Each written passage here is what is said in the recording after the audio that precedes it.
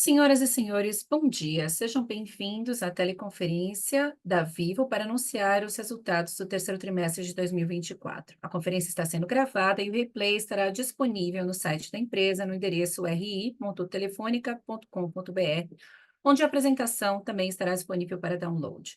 Esta conferência também está disponível em português. Para acessar a conferência em português, clique no ícone do globo ao lado inferior direito da sua tela do Zoom e selecione a opção português. Ao acessar a nova sala, certifique-se de mutar o áudio original. Informamos que todos os participantes estarão apenas ouvindo a conferência durante a apresentação da empresa. Depois abriremos para perguntas e respostas e, neste momento, daremos mais instruções. Antes de prosseguir, gostaríamos de esclarecer que quaisquer declarações futuras feitas durante esta teleconferência relativas às perspectivas de negócios, projeções operacionais e financeiras e objetivos da empresa são baseadas nas crenças e premissas da Vivo e nas informações atualmente disponíveis à empresa. Essas declarações futuras podem envolver riscos e incertezas, pois se referem a eventos futuros que, portanto, dependem de circunstâncias que podem ou não ocorrer. Os investidores devem estar cientes que eventos relacionados ao cenário macroeconômico, à indústria e outros resultados podem levar a resultados materialmente diferentes daqueles expressos nessas declarações futuras. Temos hoje conosco o Sr. Christian Gebara, CEO da empresa, Sr. Davi Melcon, CFO e Investor Relations Officer, e o Sr. João Pedro Soares Carneiro, diretor de Relações com Investidores. Agora passo a conferência ao senhor João Pedro Soares Carneiro, diretor de Relações e Investidores da Vivo. Senhor Carneiro, pode começar. Bom dia a todos, sejam bem-vindos à teleconferência de resultados do terceiro trimestre de 2024 da Vivo. Hoje, nosso CEO, Christian Gebara, falará sobre o desempenho da Vivo em conectividade e serviços digitais por segmento de negócios, B2B e B2C, e apresentará nossos avanços e reconhecimentos em ESG. Depois, nosso CFO, Davi Melcon, dará mais detalhes sobre gestão de custos e CAPEX, geração de fluxo de caixa livre, seguido de uma atualização sobre remuneração dos acionistas para 2024.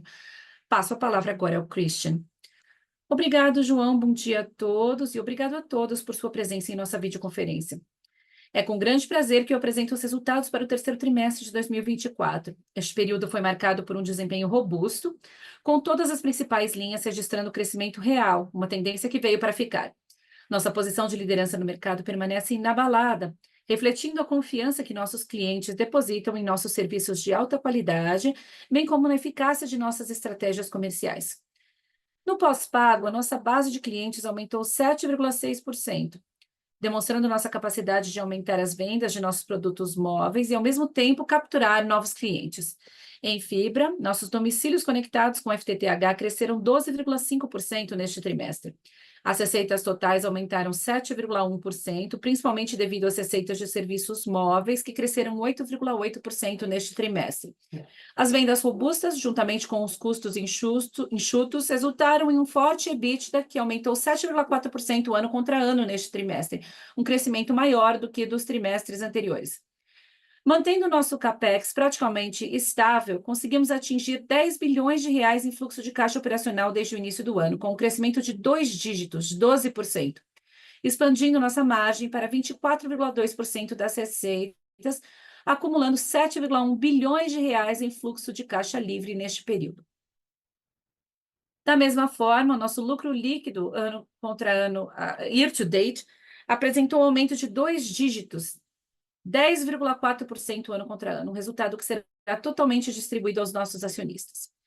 No slide 4, temos a evolução da nossa receita, que continuou a crescer em termos reais, respaldada pelo diferencial proporcionado por nossa marca única e nosso portfólio diversificado de serviços e soluções. As receitas de serviços móveis, que correspondem a 2/3 da receita total no trimestre, mantiveram o ritmo acelerado do trimestre anterior, com 8,8% de crescimento, à medida que o pós-pago atingiu um crescimento de 2 dígitos, 10,4%, enquanto o pré-pago continuou ficando no positivo, mesmo com os clientes migrando continuamente para o híbrido.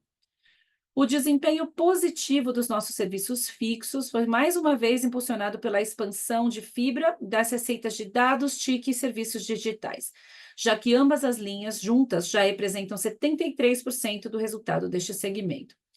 Os serviços digitais B2B somados aos novos negócios B2C já representam 10% das receitas totais da Vivo, o que mostra a importância de nossas diferentes propostas de valor para nossos clientes B2B e B2C. Este desempenho foi impulsionado por nossa capacidade de fornecer serviços de alta qualidade e pela crescente demanda por transformação digital. Passando para nossas operações móveis, no slide 5, nossa base de clientes continua crescendo, ao mesmo tempo em que melhoramos o perfil desses clientes, com acessos pós-pagos subindo 7,6 ano contra ano, aumentando nossa exposição a clientes que gastam mais e ficam mais tempo conosco. Registramos quase 1 milhão de adições líquidas de híbridos mais pós-pagos puros no trimestre, um aumento de 77% ano contra ano, sendo esta a maior expansão orgânica que já tivemos em um único trimestre, o que reforça nossa posição de liderança no segmento. Olhando para o churn em pós-pago, vemos que ele ainda permanece em torno da marca de 1%, impulsionando o valor vitalício que esta base de clientes conseguirá nos entregar. A combinação da nossa constante atividade de upselling e a força da nossa estratégia de totalização levou ao nosso maior ARPU já registrado, de R$ 30,3 em móvel. Passando para o próximo slide, aqui queremos dar mais detalhes sobre os recentes avanços e o desempenho superior da Vivo em 5G. Recentemente, recebemos o prêmio 5G Global Winner, oferecido pela OpenSignal. Fomos premiados por ter a maior velocidade de download 5G do mundo entre todas as operadoras localizadas em países de grande território terrestre, proporcionando assim a melhor experiência 5G para os nossos clientes. Desde o terceiro trimestre de 2023, os acessos 5G na Vivo mais que dobraram, atingindo 13,8 milhões, e já representando 17% dos nossos acessos móveis, exceto machine-to-machine e dongles. Essa importante expansão foi possibilitada pela aceleração da nossa cobertura, já que a nossa rede 5G já está disponível em quase 400 cidades, que representam 57% da população brasileira.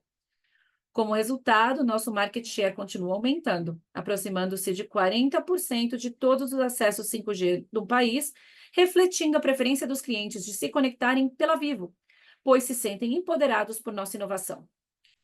Agora, passando para a nossa operação de fibra. Em setembro, atingimos 28,3 milhões de domicílios habilitados com FTTH da Vivo, uma alta de 12,7% ano contra ano, o que corresponde a uma entrega de 98% da nossa meta de atingir 29 milhões de domicílios até o final do ano. Junto com a expansão acelerada do nosso footprint, estamos conseguindo manter um crescimento contínuo de nossos domicílios conectados, 12,5%. Este trimestre, atingimos 6,7 milhões de usuários após adicionarmos 192 mil novos acessos durante o terceiro trimestre de 2024, o que representa uma penetração de rede de 24% em todo o país. Além do rápido crescimento da nossa base de clientes, mantivemos nosso ARPU de FTTH em R$ 90, um aumento de 1,2% ano contra ano. Nossa oferta convergente, Vivo Total, vem mantendo seu excelente desempenho. Em setembro, superamos 2 milhões de clientes de fibra, uma alta de 92,2% ao longo do ano. O Vivo Total é um produto com uma rotatividade menor do que fibra e móvel separadamente. Se compararmos especificamente a fibra exclusivamente, a rotatividade do Vivo Total é 1 ponto percentual menor. Além disso, atualmente, 83% de nossas vendas de FTTH em nossas lojas próprias são com o nosso plano convergente. E vemos que ainda temos espaço para crescer mais, já que, por exemplo, 42% de nossos clientes convergentes ainda não estão na base de clientes do Vivo Total. Agora, passando para as receitas B2C no slide 8. Nos últimos 12 meses, este segmento representou cerca de 77% do faturamento total da Vivo e cresceu 7,5% no período, combinando nossos serviços core com nossos novos negócios, que totalizaram 1,6 bilhão de reais nos últimos 12 meses e cresceram 30,2% ano contra ano, com os importantes avanços recentes em verticais como serviços financeiros e saúde e bem-estar. Este ecossistema de B2C amplo e único nos permite capturar mais valor de nossos clientes e ativos. As 57 milhões de pessoas físicas que atualmente são clientes B2C da Vivo geram uma receita média mensal de R$ 61,5. Esta abordagem, centrada no cliente, enfatiza a multiplicidade de produtos em nossa oferta e solidifica o valor vitalício de nossos clientes com a Vivo. No slide 9, vemos o desempenho B2B. O segmento representa 21% de nossas receitas totais, com um aumento de 6,5% ano contra ano. E isso impulsionado principalmente por nossos serviços digitais B2B, que geraram 3,8 bilhões de reais em receitas e cresceram 17% nos últimos 12 meses. Olhando para o futuro, vemos um cenário promissor para nossos serviços B2B, uma vez que apenas 15% de nossos 1,7 milhão de clientes B2B contratam serviços e soluções digitais através da Vivo, o que significa que temos ainda bastante espaço para crescer e capturar ainda mais de nosso mercado cativo e endereçável. Estamos sempre buscando expandir nossa presença, e nesse sentido, neste trimestre, eu gostaria de destacar os resultados relacionados à nossa vertical de agronegócios, a Vivo Agro. Tivemos um aumento de 112% ano contra ano no número de sites vendidos para nossos clientes agro, promovendo a digitalização do setor. Além disso, por meio da Vivo Ventures, investimos 1,5 milhão de dólares na AgroLand, uma fintech que fornece crédito a pequenos e médios produtores rurais em todo o Brasil. Passando para nossas ações de ESG, é importante destacar os avanços com nossos parceiros em nossa cadeia de suprimentos. Até o final do trimestre, conseguimos envolver 87% de nossos fornecedores em atividades relacionadas a mudanças climáticas, um aumento de 23 pontos percentuais nos fornecedores carbono-intensivos que implementaram metas de redução de emissões desde o início do nosso programa Net Zero. Também lançamos o programa Parceiro Plural, com o objetivo de promover boas práticas de ESG entre os nossos parceiros de negócios. Agora, falando sobre pessoas, o engajamento de nossos funcionários continua sendo um aspecto primordial da nossa cultura. Fomos classificados pela Great Place to Work como uma das 3 melhores empresas para se trabalhar no Brasil, um reconhecimento que nos deixa muito orgulhosos. Também fomos incluídos no Top 100 do FTSE Diversity and Inclusion Index, sendo considerada mundialmente uma das empresas de capital aberto que se destaca pela inclusão e diversidade em seu ambiente de trabalho. Nesse sentido, durante o trimestre, abrimos mais de 50 vagas no programa Mulheres de Fibra e mais de 250 vagas no nosso programa Jovem Aprendiz, com 50% das vagas reservadas para talentos negros. Obrigado. E agora Davi falará sobre o nosso desempenho financeiro. Obrigado, Christian. Bom dia a todos. Primeiro, eu gostaria de falar do desempenho dos nossos custos. Nosso OPEX continua apresentando uma tendência sólida, com custos totais crescendo 6,8% ano contra ano e diminuindo em comparação com o trimestre anterior, o que nos permitiu aumentar nossa margem EBITDA ano contra ano. O custo de serviços e mercadorias vendidas cresceu menos de 1%, sendo que o aumento em serviços foi explicado por mais vendas de soluções digitais B2B e uma maior base de clientes, enquanto o custo de mercadorias vendidas diminuiu como resultado de menos subsídios para celulares e uma maior participação da venda de eletrônicos. A evolução do nosso custo de operações foi impactada por fatores como o crescimento da nossa base de clientes, que acaba gerando maiores custos comerciais e de infraestrutura, e por uma base de comparação mais difícil nas provisões para inadimplência e outras receitas e despesas, já que durante o terceiro trimestre do ano passado, tivemos efeitos pontuais positivos que ajudaram em ambos esses aspectos. Tendo dito tudo isso, terminamos o terceiro trimestre com uma margem EBITDA de 42,4% e com um EBITDA que cresceu 7,4% ano contra ano. Passando para o slide 12, nosso CAPEX somou 6,7 bilhões de reais desde o início do ano, mantendo-se estável em comparação com o mesmo período no ano anterior. Além disso, a intensidade de CAPEX caiu 1 ponto percentual no mesmo período, pois estamos em um caminho de redução de nossa intensidade de capital. A combinação de um EBITDA maior e um CAPEX estável resultou em um fluxo de caixa operacional de 10 bilhões de reais nos últimos 9 meses, com crescimento de 2 dígitos, de 12% ano contra ano, o que contribuiu para atingirmos uma margem de fluxo de caixa operacional recorde de 24% nos últimos 12 meses. Se considerarmos os arrendamentos nesse cálculo, o aumento foi de 14,9%, atingindo 6,3 bilhões de reais nos primeiros 9 meses do ano. No slide 13, podemos ver que o lucro líquido acumulado nos últimos 9 meses atingiu 6,8 bilhões de reais, aumentando 10,4% ano contra ano, sendo que o melhor desempenho de 2024 foi registrado no terceiro trimestre, No fim de setembro de 2024, a posição de caixa da Vivo ainda estava acima da dívida financeira, em 1,7 bilhão. Mesmo considerando os arrendamentos, a alavancagem permaneceu em 0,5 vezes o EBITDA. A geração de fluxo de caixa livre atingiu 7,1 bilhões de reais até o final do trimestre, o que representa um aumento de fluxo de caixa livre de 8,4% nos últimos 12 meses. No geral, nossa sólida posição financeira e nossos resultados cada vez melhores nos proporcionam uma plataforma importante para melhorarmos os retornos aos nossos acionistas, ao mesmo tempo em que investimos em fontes de receita novas e lucrativas. Passando para o último slide, aqui reforçamos nosso compromisso com a remuneração de nossos acionistas e o cumprimento do nosso guidance. Até agora, durante este ano, pagamos 2,2 bilhões de reais de juros sobre capital declarado em 2023, 1,5 bilhão de reais em redução de capital e 1,1 bilhão de reais em recompra de ações, que somaram 4,8 bilhões de reais. E, finalmente, ontem, 5 de novembro, iniciamos a segunda fase do processo de redução de capital, no valor de 2 bilhões de reais, a serem executados em 2025. Essas iniciativas mostram a capacidade única da Vivo de melhorar o valor para os acionistas por meio de sua excelência operacional. Obrigado, e agora podemos abrir para perguntas.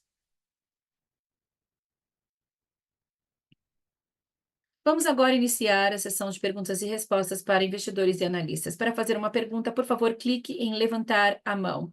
Se a sua pergunta a qualquer momento for respondida, você pode sair da fila clicando novamente no mesmo botão. A primeira pergunta vem de Carlos Sequeira. Carlos Sequeira, BTG. Olá, obrigado. Christian, Davi, João, bom dia a todos. Obrigado pela oportunidade para fazer minhas perguntas. Eu tenho duas perguntas, basicamente. A primeira é sobre o ambiente competitivo e os preços. E, especificamente, quando falamos dos preços de planos controle, planos de nível de entrada, vemos que os preços estão bem semelhantes, estão se movendo mais ou menos semelhantemente. Mas agora o Nubank anunciou uma oferta que é R$ 10 menor do que o preço que estamos vendo para os planos de entrada. E sabemos que para alguns clientes nessa categoria, eles podem ser bastante sensíveis ao preço. Portanto, a minha pergunta para vocês é como vocês estão vendo este novo preço, este novo nível de preço, como isso pode mudar o equilíbrio que estamos vendo recentemente, e se vocês planejam fazer alguma coisa a respeito, como abordarão essa situação? Esta é a primeira pergunta. A segunda pergunta é sobre as despesas com arrendamentos. Aumentaram bastante no terceiro trimestre. E seria bom se pudéssemos ter mais detalhes do que aconteceu, o que está por trás deste aumento e como devemos olhar para essas despesas daqui para frente. Olá, Carlos, é o Christian. Eu vou responder a primeira pergunta. Eu acho que a entrada do Nubank, eu acho que claro, é mais um concorrente, mas nós já estamos bastante acostumados com a concorrência. Temos concorrência desde o início, ainda temos em fibra e em móvel, então para nós é só mais um concorrente. Como você sabe, eles têm um modelo que é um modelo de crédito. Então, em qualquer lançamento, isso tem que estar alinhado com a operadora que está fornecendo a rede. Então, a oferta pode ser competitiva, mas temos que entender essa oferta em mais detalhes. É uma oferta pré-paga com uma característica híbrida. Então, tudo bem, eles podem até ser um pouco mais agressivos no preço, porque eles não têm a inadimplência relacionada, mas no fim não é um híbrido, é um pré-pago. Então, se olharmos outras ofertas de pré-pago no mercado, nós ainda temos ofertas bem competitivas. E se formos para híbrido, nós podemos até ter uma diferença no preço, mas, novamente, o híbrido tem características diferentes do pré-pago, e o nosso híbrido evoluiu muito recentemente. Então, temos híbrido com conteúdo, híbrido com saúde, híbrido com educação e muitos outros serviços de valor agregado que incluímos na nossa oferta híbrida. Na verdade, estamos trabalhando agora em híbrido mais fibra. Então, nós nos vemos em uma posição muito diferente, com um impulso muito diferente. Eu acho que temos essa forte combinação de qualidade de rede, cobertura, um portfólio completo de serviços e produtos e canais de distribuição. E também vendemos SIM cards e a oferta parece estar relacionada a eSIMs, então eu não sei se vai ser um grande match com o mercado que eles estão tendo como alvo. Mas é mais um concorrente, como eu disse, assim como temos no VivoPay. Desde o início, nós colocamos mais de 800 bilhões de reais com o score de crédito único, porque entendemos o mercado muito bem. Então, eu acho que todos têm uma grande base de clientes vendo de digital. E no nosso caso, digital com os canais físicos, Big Data também, entendemos os nossos clientes com Big Data e temos uma marca forte.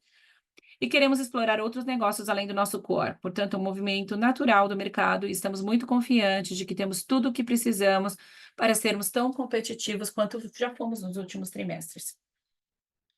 Agora, o Davi vai falar sobre os arrendamentos. Não sei se eu respondi sobre a nova oferta, a sua pergunta sobre a nova oferta. Sim, respondeu. Obrigado, Cadu, pela mensagem, pela pergunta. Olhando a evolução dos leases, pensando também na depreciação, estamos alinhados com períodos anteriores. Na verdade, nos primeiros 9 meses deste ano, o, o EBITDA está crescendo e após arrendamento, 7,1%, ou seja, um número bastante semelhante. E quando olhamos para o fluxo de caixa e a evolução dos pagamentos, vemos alguma volatilidade. Estamos constantemente negociando e renegociando as condições com as empresas de torres e, às vezes, precisa de pagamentos à vista. Portanto, não podemos anualizar os números de um trimestre específico projetando em tendências futuras. Portanto, nós vamos adotar o principal e os juros que pagamos neste trimestre, que foi 1,3 bilhão de reais. Este número é mais alto do que o que pagamos no ano anterior, no terceiro trimestre do ano anterior, mas é mais baixo do que o que pagamos no quarto trimestre do ano anterior, o que confirma o que eu acabei de dizer, que há uma grande volatilidade ao longo dos trimestres.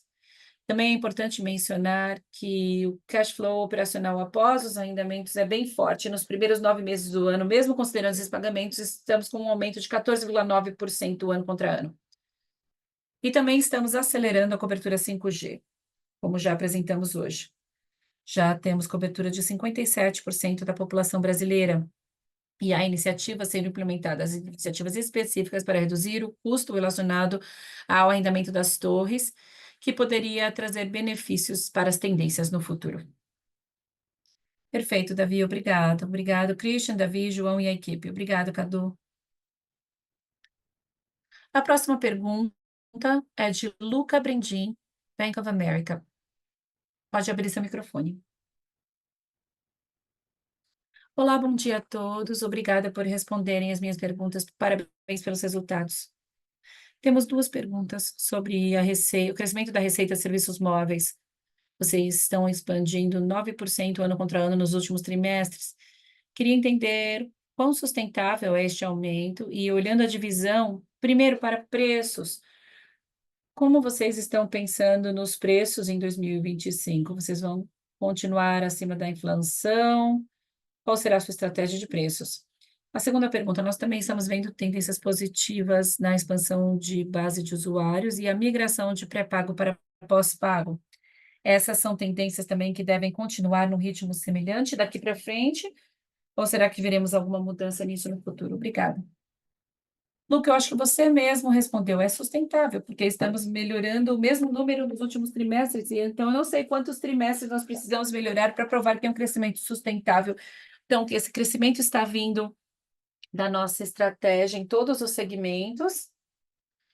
Conseguimos migrar, claro, de pré-pago para híbrido, isso faz parte da estratégia. E também estamos migrando de híbrido para pós-pago puro. E quando estamos em pós-pago puro e também em híbrido, estamos fazendo upselling, trazendo mais dados ou mais serviços aos clientes. Portanto, eu acho que essa estratégia de combinar novos serviços ou serviços digitais com a oferta de plano de telecomunicações baseado em dados está tendo um ótimo sucesso. E eu dou para você também os números que temos para a fibra, porque quando temos o Vivo Total, que está crescendo de forma muito acelerada, e não só está protegendo nossa base de clientes móveis, mas também está nos dando mais ARPU. Eu acho que tem um número que nós começamos a falar neste trimestre, que é importante destacar. Nós também demos o número de quanto estamos capturando de receita B2C mensal, considerando todos os serviços que estamos vendendo. Então, não é um ARPU de imóvel ou fixo, é combinado, que também inclui os serviços de valor agregado de 61,5. Essa é a nossa estratégia, conseguir não só atrair mais clientes, e nossas adições líquidas estão provando que estamos indo no caminho certo nesse sentido, mas também com a base de cliente que nós temos, no caso de B2C, 57 milhões de clientes, e no caso de B2B, 1,7 milhões de clientes, queremos conseguir vender mais serviços para esses clientes. Isso é parte da estratégia que nós acreditamos que vai continuar ajudando a aumentar nossa receita. E sim, tem a questão da inflação, mas essa não é a principal parte da nossa estratégia, porque estamos melhorando nossos números, que foi 2 vezes a inflação do período. Muito claro. Obrigado. Obrigado, Luca. A próxima pergunta é de Marcelo Santos, JP Morgan. Pode abrir seu microfone. Olá, bom dia, Christian, Davi, João. Obrigado por responder a minha pergunta. A primeira pergunta que eu tenho para vocês é sobre a perspectiva de CapEx. Vocês disseram que estão numa um caminho de reduzir a intensidade de capital. Poderiam comentar rapidamente como isso vai se desdobrar em 2025? E a minha segunda pergunta é sobre a margem EBITDA. Mas em vez de olhar toda a margem EBITDA, eu gostaria de falar da margem que vocês destacaram, a margem ex others. Essa margem teve uma grande melhora ano contra ano. Essa melhora é algo sustentável? Vocês chegaram a um novo nível de margem que vamos esperar daqui para frente? Essas são minhas 2 perguntas. Bem, Marcelo, nós não vamos dar guidance sobre o CapEx. Mas o que nós estamos dizendo é que a nossa capacidade de reduzir o nosso CapEx sobre as vendas, se você olhar os 9 meses, os primeiros 9 meses de 2023, combinando receita e CapEx, a razão foi de 17,3%, e no mesmo período, agora em 2024, a nossa razão é 1 ponto percentual menor, 16,3%.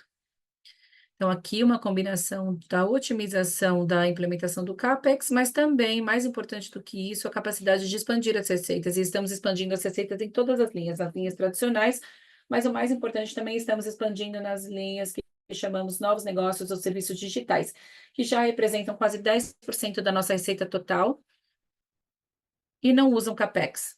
Então, estou falando aqui de serviços digitais, tanto B2B quanto B2C. Então, essa é uma tendência. O serviço continua crescendo, os serviços continuam crescendo, representam cada vez mais e conseguiremos também otimizar o CapEx sem assumir nenhum risco de perder nossa liderança na rede na maior e mais poderosa rede, tanto em fibra quanto imóvel no país. Agora eu passo a palavra ao Davi para responder a pergunta sobre o EBITDA. Muito obrigado. Tem alguns comentários. Primeiro, preferimos olhar as margens no nível do fluxo de caixa operacional, porque, principalmente na linha de novos negócios, como o Christian já disse, não tem CapEx, mas trazem um OpEx maior. Então, olhando a estrutura de OpEx, temos o primeiro bloco, que está relacionado ao custo de mercadorias vendidas, e este vai continuar crescendo conforme a gente acelera todos esses novos negócios. Já o custo de operações ainda tem vários pontos que podemos trabalhar: digitalização, simplificação. Isso é uma área em que acreditamos que há oportunidades no custo unitário, compartilhar com os clientes, digitalizar os back-offices e os canais, e isso vai trazer uma redução. Portanto, prevemos uma mudança no mix do OpEx, que vai melhorar a margem no nível do fluxo de caixa operacional. Ok, obrigado. Obrigada pelas 2 respostas. Obrigada, Marcelo. A próxima pergunta é de Bernardo Gutmann, XP. Pode abrir seu microfone. Olá, obrigado por responderem minha pergunta. Eu tenho 2. A primeira é sobre o processo de migração da concessão para autorização. Quais são os benefícios econômicos que podemos esperar no OpEx e CapEx da empresa, na run rate de OpEx e CapEx da empresa, e qual é o cronograma esperado para essas aprovações regulatórias? Poderiam nos dar mais detalhes?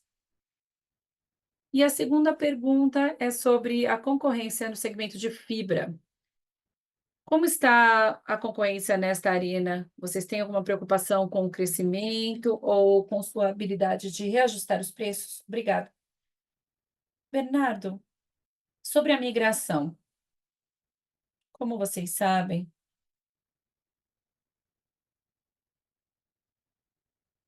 já recebemos a primeira aprovação do Comitê de Negociação, que foi a Vivo, a Anatel, TCO e o Ministério de Comunicações. Nós chegamos a um entendimento mútuo e agora estamos aguardando as condições da proposta, os termos da proposta, e depois temos que passar pela aprovação do TCU.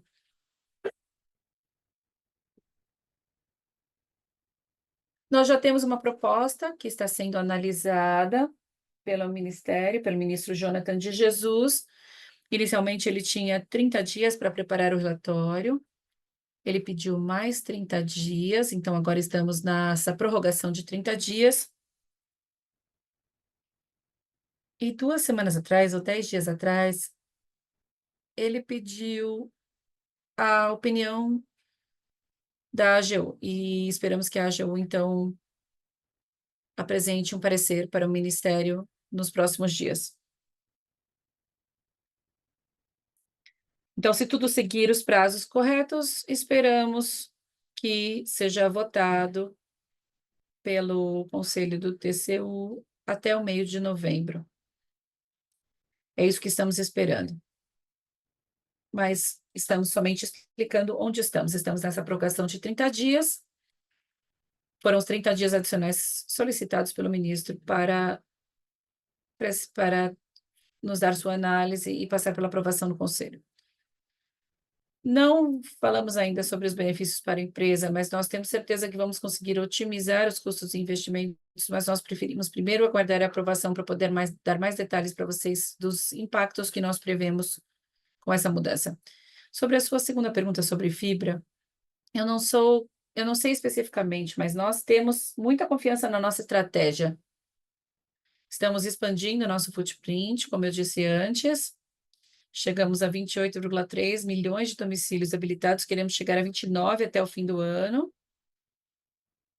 Aumentamos em 12,5% os domicílios conectados, chegando a 6,7 milhões de clientes. O ARPU, como estamos alcançando novas cidades, novas áreas, talvez a gente seja mais agressivo no ponto de entrada,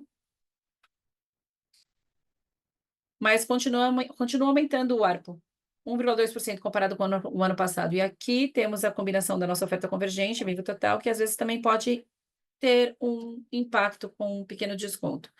Mas estamos expandindo a nossa receita no total, como você pode ver, um crescimento bastante robusto na receita de FTTH. E as adições líquidas, temos um número bem sólido, 192 mil adições no trimestre. No futuro, vamos continuar expandindo a base de clientes do Vivo Total. Hoje temos 2,1 comparado com 6,7. Não quer dizer que a base convergente é só isso. Nós temos ainda mais do que o dobro desse número de clientes convergentes, mas que ainda não estão no Vivo Total. Então, aqui temos dois movimentos. Primeiro, ter todos eles convergentes e todos eles no Vivo Total, porque isso teria um impacto bastante forte e reduzindo nosso churn, o churn do Vivo Total. E o churn do Vivo Total é 1 ponto percentual comparado com o de fibra sozinha. Além disso, eu não sei se você tem alguma pergunta específica sobre o mercado. O mercado ainda está lá, muitos players, a consolidação vai acontecer, não sabemos ainda como, e ainda estamos vendo se tem algum alvo que nos interessa. Até o momento, nada aconteceu, mas continuamos crescendo. E se tivermos a migração de concessão para autorização, talvez a gente tenha ainda mais capacidade de expandir em fibra. Muito obrigado, Christian. Obrigado, Bernardo. A próxima pergunta é de Daniel Federle, Bradesco BBI. Pode abrir seu microfone. Obrigado, bom dia a todos. A minha primeira pergunta é um follow-up sobre a pergunta de CAPEX. Eu sei que a empresa está concluindo um projeto importante de implementação de 29 milhões de domicílios habilitados para fibra. E também muito do rollout do 5G já foi concluído nas principais cidades. Então, em que áreas vocês poderiam precisar de mais capex adicional nos próximos anos para compensar pela redução no FTTH e na implementação do 5G?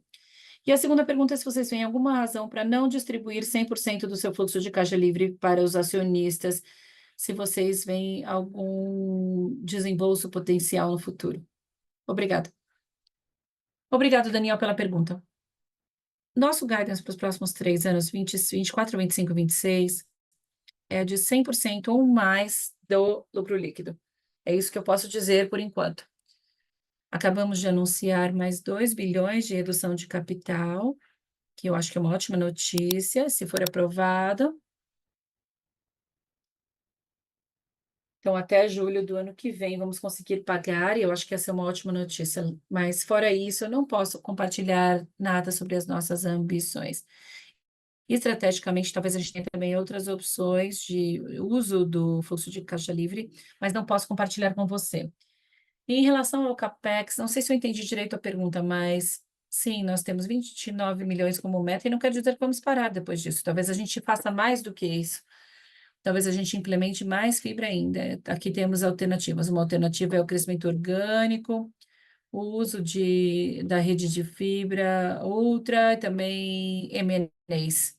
Então, essa é a nossa visão para o futuro, que não vamos parar nos 29, vamos além. E o CAPEX para conectar clientes é 4 vezes maior do que para implementar domicílios habilitados. Então, ainda temos CAPEX para isso. Embora o preço esteja caindo, o custo da conexão está caindo, mas ainda estamos falando de cerca de R$ 800. Portanto, o nível de penetração que temos hoje não é a nossa meta, porque estamos implementando em novas áreas. Então, vamos expandir a penetração além dos 29 milhões que teremos no fim deste ano e também em novas áreas em que vamos implementar fibra no futuro. Então, uma parte do CAPEX ainda estará lá para aumentar a penetração sobre a nossa rede. Em 5G, nós temos 57% da população coberta, precisamos aumentar e vamos fazer isso. Vamos fazer isso enquanto nós vemos a penetração dos dispositivos 5G crescer. Então, com os preços dos dispositivos mais razoáveis e as pessoas mais adotando, hoje temos 17% dos nossos acessos móveis já com dispositivo habilitado para 5G. Teremos muito mais e vamos implementar muito mais. E o que é bom sobre a implementação de 5G é que onde nós implementamos 5G, nós reduzimos significativamente o CAPEX de 4G. Há uma substituição natural de uma tecnologia pela outra. Então, o guidance do CAPEX é aquele que eu falei antes. Sobre a receita, estamos numa tendência muito positiva.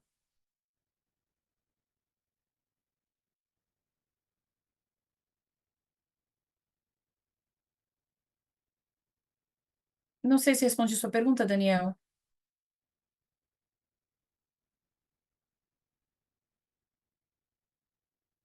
Acho que eles ainda estão conectados, mas vamos prosseguir. Ok, a próxima pergunta é de Gustavo Farias, UBS. Pode abrir seu microfone. Olá a todos, obrigado por responderem a minha pergunta. Também tenho duas. A primeira é sobre B2B. Estamos vendo crescimento de B2B, principalmente em cloud e aquisição da IPNET. Então, qual é o tamanho da sua ambição em B2B? E poderiam comentar como estão olhando para as margens e como as margens ficarão aqui, principalmente em nuvem? Gostaria de ouvir os comentários de vocês. Minha segunda pergunta: nós notamos uma ajuda que vem da venda de eletrônicos, uma ajuda na sua margem, vinda da venda de eletrônicos. Então, vocês venderam um melhor mix de eletrônicos. Isso é algo estrutural? Vai continuar assim daqui para frente? Essa é a minha segunda pergunta. Obrigada. E parabéns pelos resultados. Gustavo, obrigado. Obrigado pela pergunta e pelo seu comentário. Então, novamente, você mencionou a IPNET. A IPNET é uma empresa que nós adquirimos no último trimestre. É um integrador muito importante do Google Cloud. Então, só para confirmar que o número das receitas não são somente os resultados do terceiro trimestre que nós acabamos de apresentar, porque o fechamento dessa aquisição foi bem recente. Então, como você disse, nós temos diferentes tipos de serviços. Temos cloud, cibersegurança, IoT, Big Data, mensagens, vendas, arrendamentos, e as margens são diferentes. Então, quando você tem cloud, quando você distribui uma nuvem de um dos big players, a sua margem é mais baixa. Mas quando você também tem serviços gerenciados na integração na nuvem, a sua margem é muito alta. Portanto, existe uma combinação aqui. E quando vemos, por exemplo, muito mensageria ou big data, soluções de IoT, as margens também são bem altas. Portanto, depende do serviço. As margens podem variar. É claro que tudo que inclui também consultoria ou serviços gerenciados, que é algo que nós temos a capacidade de fazer, e é por isso que estamos comprando empresas. Nós compramos a Vita IT, que era uma grande entregadora de Cisco, agora a IPNET, que é uma integradora do Google Cloud, e estamos comprando as habilidades que as pessoas dessas empresas têm também, muitas pessoas certificadas e capacitadas para implementar essas soluções na nossa base de clientes. Aqui nós temos que aproveitar os nossos clientes, 1,6, 1,7 milhões de clientes que temos em B2B, desde pequenas empresas até as maiores corporações do país, e a capacidade, então, de estar mais próximos a esses clientes, com 5.000 representantes de vendas que entendem as necessidades tecnológicas desses clientes e podem oferecer a melhor solução. Também o ponto positivo aqui é que somente 15% da nossa base de clientes em B2B adquiriram serviços digitais ou serviços digitais B2B da Vivo.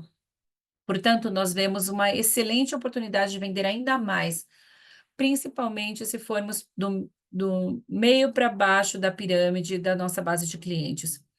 B2B digital está crescendo, nos últimos 12 meses cresceu 17%, representa uma grande parte da nossa receita total, mais de 30%, e também está tirando proveito das negócios tradicionais de telecomunicação B2B, porque quando você tem uma oferta completa, é claro que você consegue capturar muito mais dos dados, das soluções de telecomunicações e dados para B2B.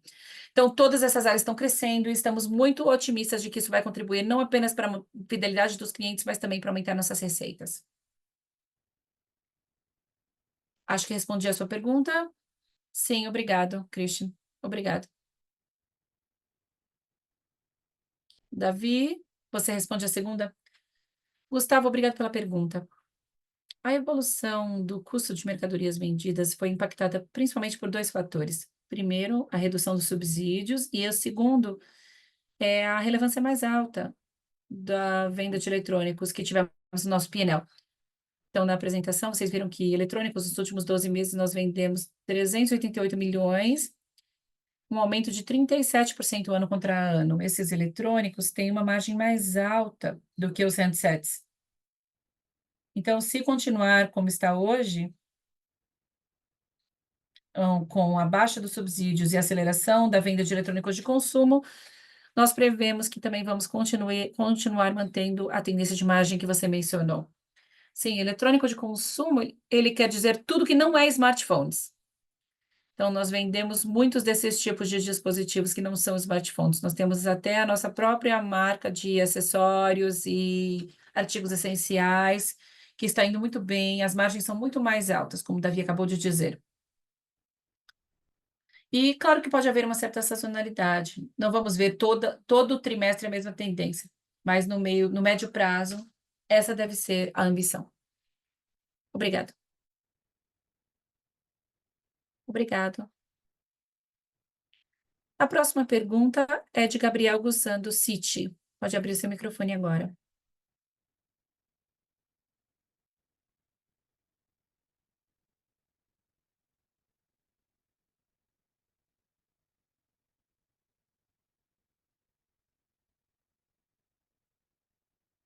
Não estou ouvindo a pergunta do Gabriel.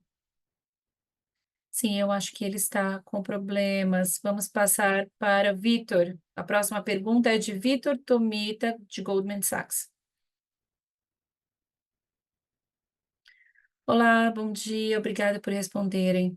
Tenho duas perguntas. A primeira é sobre o segmento pré-pago. Vemos um crescimento do ARPU, apesar da migração dos clientes pré-pagos de ARPU maior para pós-pago. Poderiam nos dar mais detalhes sobre a dinâmica de recargas e como o segmento pré-pago está indo, na visão de vocês? E a segunda pergunta é sobre fixo, mas sobre as receitas legadas em fixo. Parece que o ritmo de declínio dessas receitas desacelerou um pouco neste trimestre, melhorou um pouquinho. Vocês veem algum driver específico que explique isso? Obrigado. Obrigado, Vitor, pela pergunta. É porque o que remanesce, o que ficou do legado são pequenos negócios. Então, como você vê no trimestre, está um pouco acima de R$ 1 bilhão, comparado com 14 bilhões de receita total. Portanto, eu acho que aqui temos voz B2B, e as empresas talvez mantenham voz como serviço. Portanto, o que estamos vendo é uma receita bem limitada que virá desse legado. E provavelmente isso virá de uma forma menos volátil. Então, não tenho nada específico para dizer sobre isso. Aqui o que temos é o legado, e no futuro vamos tentar substituir o máximo que a gente conseguir com as novas tecnologias. Então, não tenho nada positivo para dizer sobre isso, mas o que temos hoje provavelmente vai permanecer, porque é voz, principalmente, ex-DSL, e nada além disso. Porque o DTH nós paramos de vender e desconectamos os clientes já há mais de um ano. Em relação a pré-pago, somos bastante racionais na nossa estratégia para pré-pago. Como você sabe, a nossa oferta é a de R$ 17. Também estamos levando os clientes para uma oferta mensal, então aí temos a capacidade de fazer upsell para os clientes que recarregam recorrentemente conosco. Também conseguimos consumir de cima para baixo, então temos um vasto portfólio de serviços de valor agregado que podem ser interessantes também a esse segmento de clientes.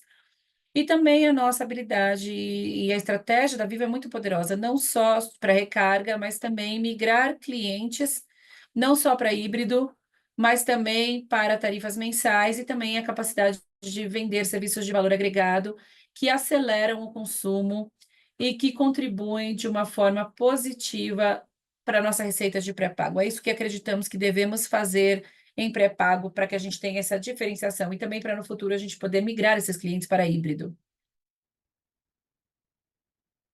E não vamos dar as redes sociais gratuitamente. A única é o WhatsApp. Então, também temos a habilidade de gerar mais consumo, porque não estamos dando essas coisas gratuitamente. Obrigada. A próxima pergunta é de Mathieu Robiliard, do Barclays. Pode abrir seu microfone.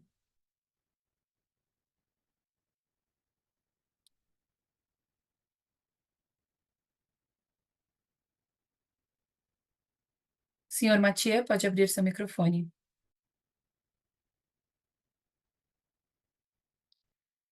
Ele parece estar tendo problemas técnicos. Vamos passar para a próxima pergunta, de Gabriel Vaz de Lima, do Morgan Stanley. Pode abrir seu microfone. Obrigado por responder a minha pergunta. Em 2025, nós vemos o móvel acelerar para um crescimento de duplo dígito. Então, queria saber sobre a capacidade de vocês continuarem crescendo acima da inflação. Isso será estável em 2025? E o que vocês veem para imóvel e fixo que lhes dá a confiança para pensar assim? Olá, Gabriel. Na verdade, é você que está dizendo que vai crescer duplo dígito, certo? Nós temos a ambição de continuar crescendo acima da inflação. E o que estamos vendo aqui é não apenas móvel ou fixo, mas a nossa capacidade de vender mais para os clientes. E aqui temos móvel e fixo, mas temos os outros novos serviços que eu acabei de descrever, de B2B e B2C. O nosso foco em aumentar o valor vitalício dos clientes, já conseguimos comprovar isso, já 10% da nossa receita vem desses novos serviços, e o churn está diminuindo, e uma parte disso é a nossa capacidade de vender mais para o mesmo cliente.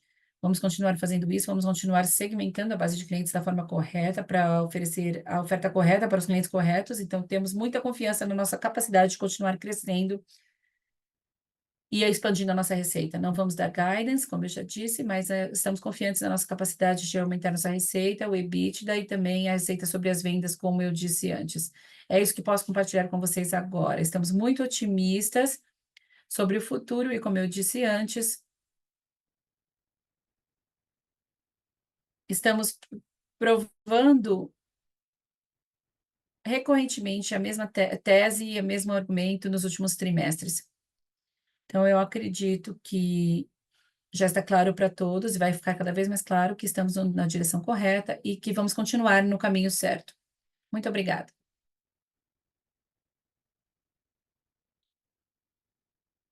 Muito obrigada. Esta sessão de perguntas e respostas está encerrada. Agora eu devolvo a palavra ao senhor Christian Gebara para seus comentários finais.